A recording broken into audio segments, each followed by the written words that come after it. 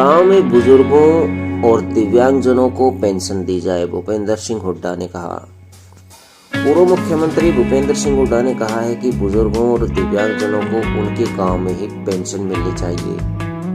खास तौर पर यह सुविधा उन गांव के लिए बेहद आवश्यक है जहां बैंक नहीं है।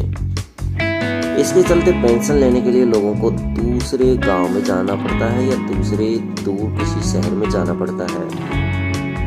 हुड्डा ने कहा कि हरियाणा में पेंशन की शुरुआत बुजुर्गों और दिव्यांगजनों को सम्मान, सहारा और सहूलियत देने के लिए की गई थी, लेकिन ऐसी अवस्था में जब इन लोगों को कई किलोमीटर दूसरे गांव या शहर के बैंक से पेंशन लेने के लिए जाना पड़ता है तो उन्हें कई परेशानियों का सामना करना पड़ता है। कई लोगों को तो बैंक तक लेकर जाने के लिए कोई परिजन भी नहीं होता और कई स्वास्थ्य कारणों के चलते कहीं आने जाने में अक्षम होते हैं।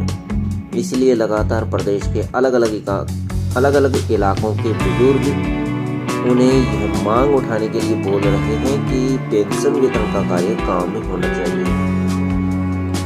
गांव के सारे बुजुर्ग किसी दूसरे गांव या शहर तक बैंक में जाएं, इसके बजाय बैंक के 1 या 2 कर्मचारी गांव में आकर पेंशन बांटने का काम बड़ी आसानी से कर सकते हैं।